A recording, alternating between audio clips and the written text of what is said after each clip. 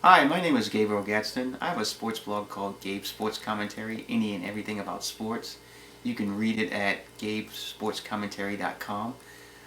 I'm going to talk about the recent posting I just put up concerning the Super Bowl matchup between the Denver Broncos and the Seattle Seahawks.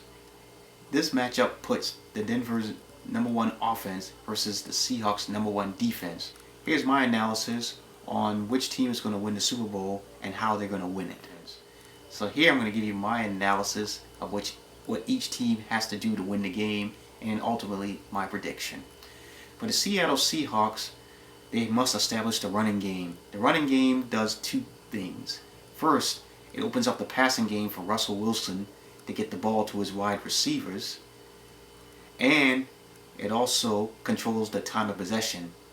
Controlling time of possession for the Seahawks limits the amount of touches that Peyton Manning and the offense gets, and they must be able to score touchdowns and not field goals. On the defensive side of the ball, the Legion of Boom secondary must limit the big plays of the Denver wide receivers, along with the fact that the defensive line must get pressure on Peyton Manning to throw off the passing game and ultimately get turnovers. As for the Broncos, we all know what Peyton Manning can do in the passing game, but he's going to have help with the running game of Noshawn Marino and Monty Ball to have a balanced attack, because if they become a one-dimensional offense, that plays right into the hands of the Seattle Seahawks.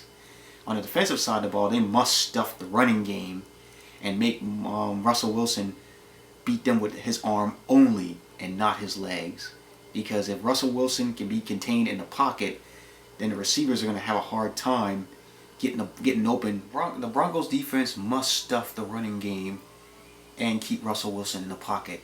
If Russell Wilson breaks containment, his receivers will get open, and it's going to be a long day for the Denver secondary. So what they must do is keep Russell Wilson in the pocket and get sacks on him, which will throw off the passing game of the Seahawks, and the receivers will have, I believe, a hard time getting open if Russell Wilson doesn't play containment. So there's my analysis of each team. Now here's my prediction.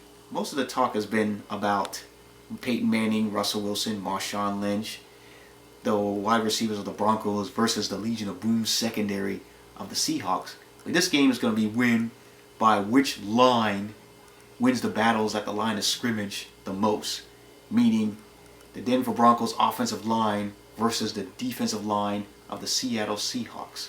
Now, which line can win the line of scrimmage will help decide this game. But here's the way I think it's going to go. Look for the Legion of Boom secondary to get physical with the wide receivers of the Denver Broncos, which will throw off the passing game of Peyton Manning. And then look for Marshawn Lynch to have a big game running the ball.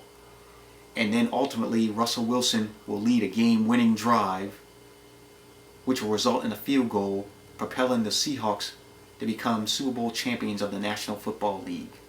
So, final score is going to be the Seahawks 27, the Broncos 24. Thank you.